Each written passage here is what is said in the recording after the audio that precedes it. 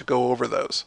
So on problem 5 it says consider the function f of x equals 1 over x squared minus kx, where k is a non-zero constant, and we have the derivative function given to us. On part A, they're saying let k equal 3, so this is now our function. And if k equals 3, then it's important to note that f prime is really 3 minus 2x over x squared minus 3x quantity squared. It's going to be important because if we're looking for a tangent line, we're going to need to find the slope. So for part A, I know that y is going to be equal to 1 over x squared minus 3 times x, and no, I'm not going to simplify that. And my slope is equal to 3 minus 2 times x over x squared minus 3 times x squared, and no, I'm not going to simplify that.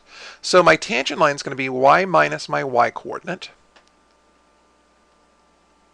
equals my slope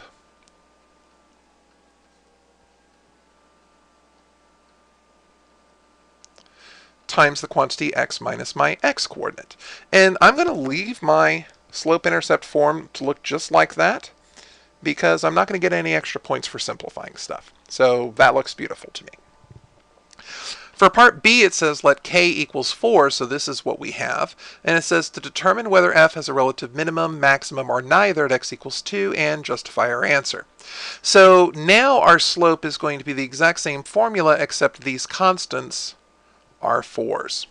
So my derivative at x equals 2 is going to be 4 minus 2 times 2 over 2 squared minus 4 times 2 squared. And I actually do have to simplify that, but it's not going to be a problem because 0 is my numerator. So the thing is, I do know I have a critical point at x equals 2, which means there's a good reason to think that we have relative extrema at this point. But in order to test this, I'm probably going to need to look at the second derivative. So looking at the second derivative, it's going to be the denominator, x squared minus 4x squared, times the derivative of the numerator, which is negative 2, minus my numerator, 4 minus 2 times x, and times the derivative of the denominator, which is 2 times x squared minus 4x to the first times the derivative of what's inside, which is 2x minus 4. And this is all over my denominator squared. Now what's important to note is that for us, this term is 0, and so all of this is going to go away. So my f double prime evaluated at 2 is actually going to be equal to 4 minus 2 times 4 squared times negative 2 over 4 squared minus 4 times 2, 2 squared minus 4 times 2 to the 4th. But this is positive, this is positive, this is the only term that's negative, and so because I'm concave down, x equals 2 has a relative maximum. So I used the second derivative test. I envision that you probably could use the first derivative test, but you need to be pretty clear in showing that because number lines are not sufficient in and of themselves. You're going to have to do a little bit more explaining. So even though I had to do more math, I was kind of blessed because all of this is going to turn out to be 0 just because it's equal to what the numerator was before times stuff, and multiplying is not going to make it un-zero. For part C, it says find the value of k for which f has a critical point at x equals 5. So now I know that f prime is got to be k minus 2 times negative 5 over x squared minus, or actually I should say negative 5 squared minus k times negative 5 squared. And I know that critical points happen where the function equals 0 or where the function is undefined. So if the function is equal to 0, I've got k plus 10 equals 0, and so k equals negative 10. And where the function is undefined, I'm going to have 25 plus 5k equals 0, and so k equals negative 5. The one thing I do have to be wary of is I have to make sure that these points are actually in the domain of my function. Now my function is this function up here, and I actually need to see what's happening when k equals -10 or when k equals -5. So for my function, f of f of -5, because that's the point in question, is going to give me 1 over -5 squared minus -10 times -5. And that should be well defined. But if I try and evaluate f at -5 for this one, I get 1 over, this is going to be -5 squared minus, it's going to be -5 times -5, and this is going to be 25 minus 25, which is 0, and so this is undefined.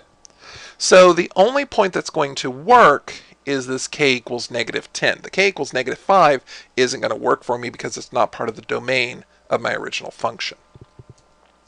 So that's our work for part C, and then we get to part D. It says let k equal 6, so we get 1 over x squared minus 6x. Find the partial fraction decomposition for the function f, and then they want to find the antiderivative of f of x. So we're going to start with our partial fraction decomposition. So I know that 1 over x squared minus 6x has got to be equal to some constant over x plus some constant over x minus 6, because the denominator factors that way. So I end up with a times this x minus 6 term that it's missing. So I'm going to have ax minus 6a. And over here, b is missing the x term, so that's going to be bx. And over here, I've got a constant of 1. I don't have any x's. So I end up with a plus b has to be 0, and negative 6a has to be 1.